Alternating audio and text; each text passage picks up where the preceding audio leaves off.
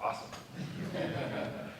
So, I'm Chad, we're Mimble, and the problem we're solving is really hiding in plain sight.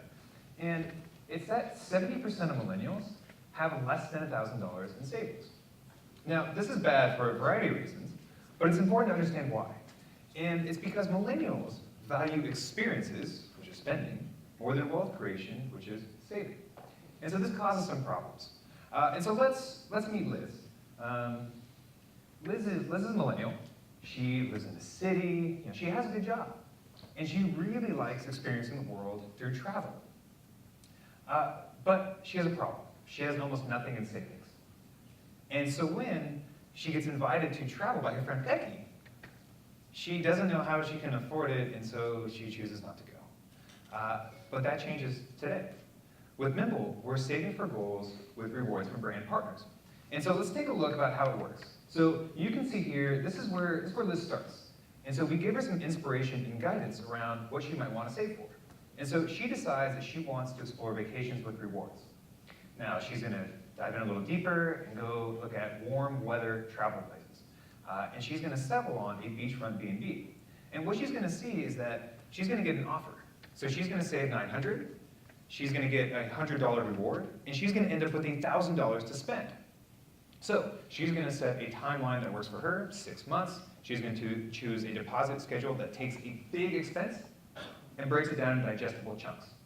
And so now, over the next 6 months, automatically and effortlessly, Liz is going to accumulate savings, and she's going to reach her goal. In fact, she's going to be pumped about it, so of course she's naturally going to add more goals.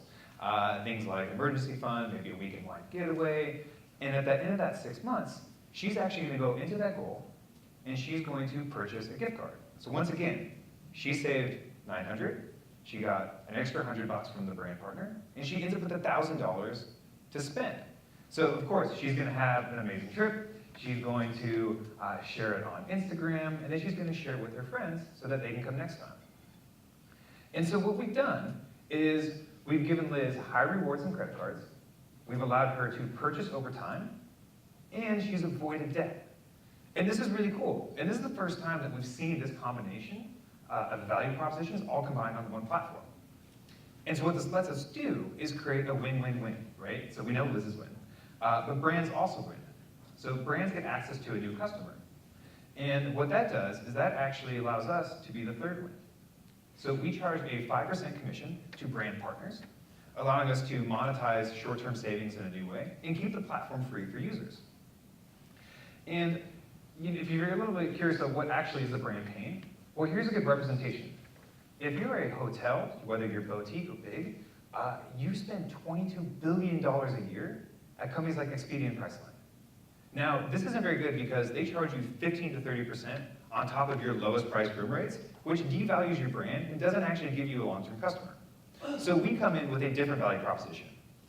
We give you new customers, we maintain your brand value, we are really easy to set up, and we require no upfront costs. You don't pay until a customer pays you.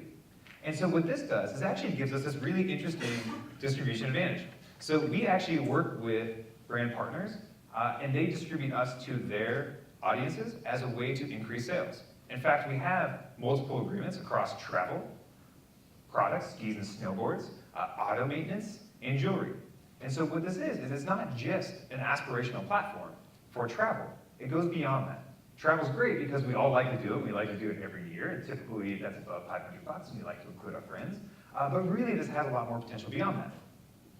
And so our team, people working on this, we've got a lot of experience. We have a ton of startup experience. We've sold gift cards across major brands and smaller brands. Holger, our CTO, has coded the entire platform in a year and a half, which is really impressive for a single dev in a fintech space.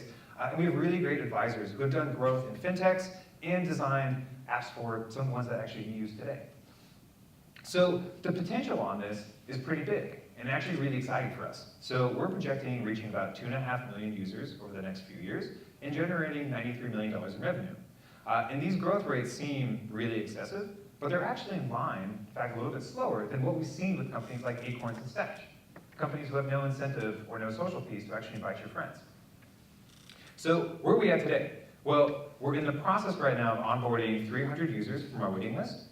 We have over 70 brand offers across multiple verticals, and the product is launching soon. In fact, really soon. So what are we looking for today?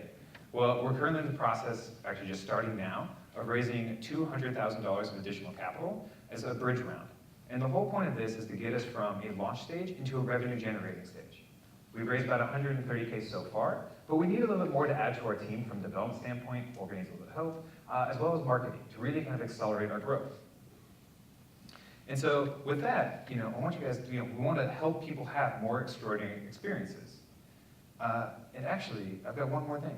We are officially live as of today. So please, go download now on the App Store.